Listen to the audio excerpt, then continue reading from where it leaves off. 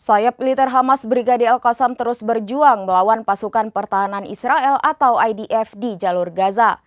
Terbaru, pasukan Al-Qassam menargetkan sebuah helikopter milik militer Israel atau IDF. Momen tersebut dibagikan Al-Qassam lewat akun Telegram resminya pada Senin 22 Juli 2024.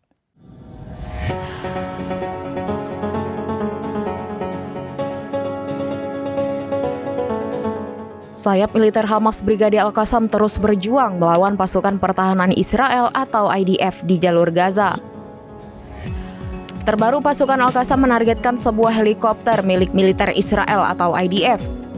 Momen tersebut dibagikan Al-Qassam lewat akun Telegram resminya pada Senin 22 Juli 2024. Sebuah helikopter berjenis Apache tampak melintas di langit Gaza bagian tengah.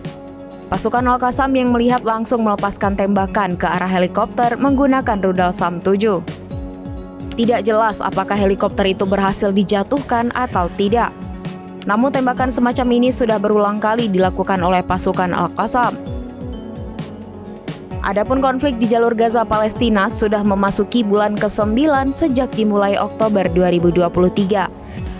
Serangan Israel telah menewaskan sedikitnya 38.900 jiwa menurut data Kementerian Kesehatan Gaza. Selain itu, Brigadir Al-Qassam meluncurkan sejumlah rudal rajum untuk menyerang pasukan Israel dan ruang komando di Netzarim. Wilayah tersebut hanya berjarak sekitar 5 km dari barat daya kota Gaza. Selain menggunakan rudal, pasukan Al-Qassam juga menyerang Netzarim dengan tembakan mortir. Gemuruh suara tembakan pun terdengar di langit jalur Gaza.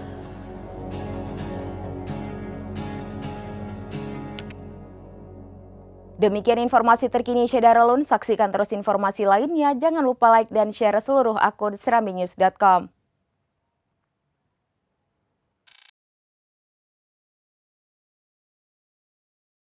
Download Tribun X sekarang. Menghadirkan lokal menjadi Indonesia.